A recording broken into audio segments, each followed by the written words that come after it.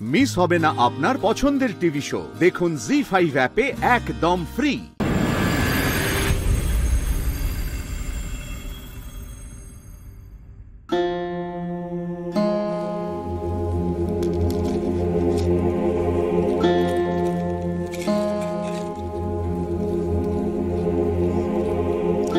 সাধারণত তো পারমিতা সকাল সকাল উঠে চাটা অন্তত করে দেয়, আজ আবার কি হলো?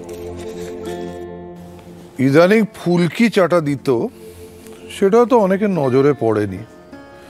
তবে মেয়েটার উপর দিয়ে তো কম ঝড় যাচ্ছে না, হয়তো ঘুমোচ্ছে। বাড়ির ছিঁড়ি হয়েছে দেখো, বাড়ির বউরা নাকি সকাল অবধি পড়ে পড়ে ঘুমোচ্ছে।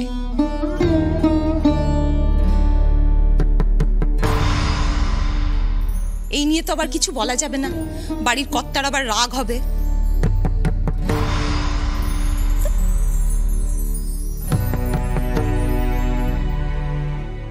জেঠুমনি, জেঠুমনি খবর পেয়েছো? কি? জেঠুমনি, যে ছেলেটা লেমা চানু সেজে এসেছিল, মানে হসপিটালে ভর্তি ছিল, ও মারা গেছে। কি?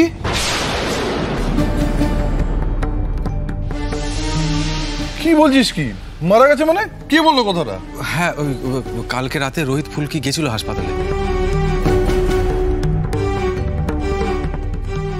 কেন গেল? ঘটনার তদন্ত তো পুলিশ করছে শুনলাম, ওরা আবার ছুটতে গেল কেন ওখানে? আচ্ছা হৈমন্তী, এই সময় তোমার মাথায় এই কথাটাই এলো না?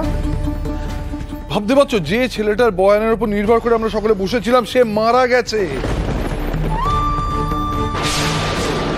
কি কি কাণ্ড ঘটে চলেছে নবাবগঞ্জে, বুঝতে পারছো? রোহিত দাদা কখন ফিরবে জেঠুমনি?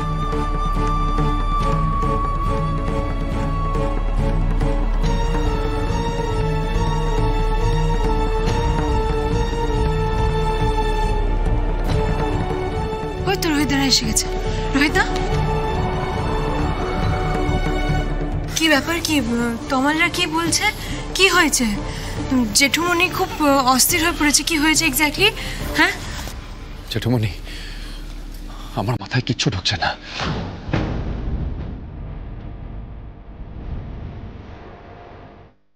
কিচ্ছু ঢুকছে না আমার মাথায়। আমরা আশা করেছিলাম আজ সকালে এই ছেলেটার জ্ঞান ফিরবে, মানে ডক্টর অন্তত সেই কথাই বলেছিলেন, কিন্তু আজকে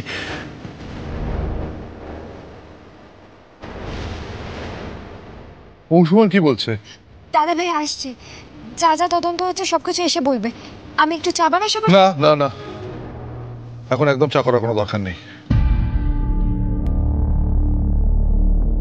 রোহিত, তদন্ত যেন না থামে। হ্যাঁ, আমি জানতে চাই কে সেই অদৃশ্য শত্রু যে পেছন থেকে কলকাঠি নাড়ছে।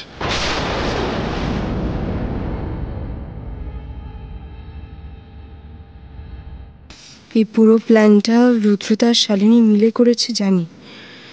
যা সব কাণ্ড হয়ে আছে, মনে তো হচ্ছে রুদ্রতা ঝামেলায় পড়বে। কি যে করবো বুঝতেও তো পারছি না।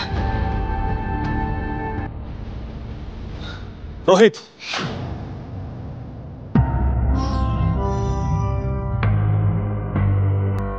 ওই তো অংশুদা, অংশুদা কিছু বেরোলো। মার্ডার।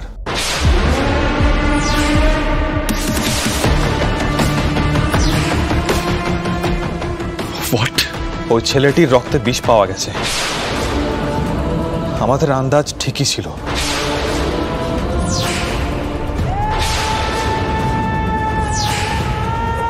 কি আন্দাজ করেছিল অংশুদা? যে ওই ছেলেটিকে বয়ান দিতে দেবে না। কে দেবে না? কে বয়ান দিতে দেবে না সেটা জেনেছো কিছু? মাস্টারমশাই, আমি হেডকোয়ার্টারে বলেছি ছেলেটির পরিচয় বের করতে। একটু পরে ফোন আসবে, ফোনটা এলে সবটা ভালোভাবে জানতে পারবো। তবে আমরা একটা বড় রহস্যের মধ্যে জড়িয়ে পড়েছি মাস্টারমশাই।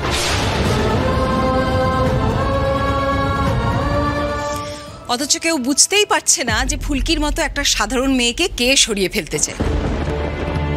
আমার তো মনে হচ্ছে একটা খুব সাধারণ ব্যাপারকে বড় করে তোলা হচ্ছে, আর বাড়ির সবাই অকারণে উদ্বেগ করে শরীর খারাপ করছে।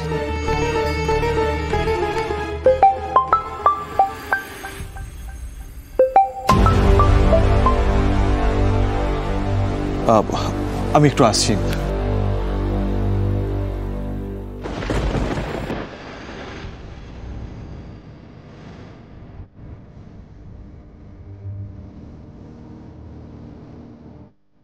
জেঠুমণি, আমারও মনে হচ্ছে জেঠিমা যেটা বলছে একদম ঠিক বলছে। ফুলকি দাসকে নিয়ে তোমরা সবাই চিন্তা করো না, ফুলকি দাসের ওপর মা কালীর দয়া আছে।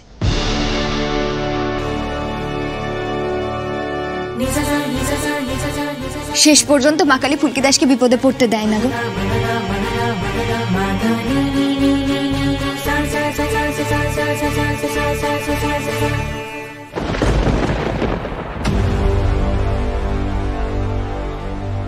মাস্টারমশাই,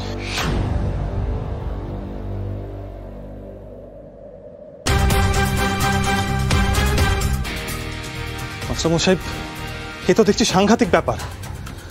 ওই ছেলেটার পরিচয় পাওয়া গেছে। ওর নাম স্যাম। ও একজন ভাড়াটে খুনি। কি?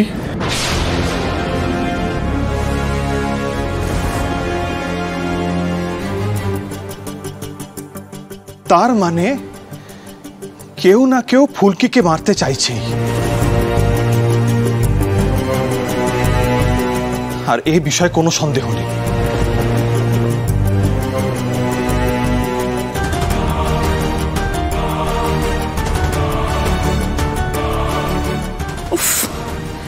সব দিক থেকে কোণঠাসা হয়ে যাচ্ছি। রুদ্রতা কোথায়? রুদ্রতা এখনো আসেনি কেন?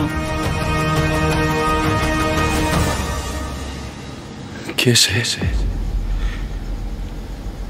একজন অচেনা শত্রু আমাদের পরিবারের ক্ষতি করতে চাইছে, ফুলকিকে মারতে চাইছে, অথচ আমরা তার হদিশ পাচ্ছি না। সে কে? বাবা,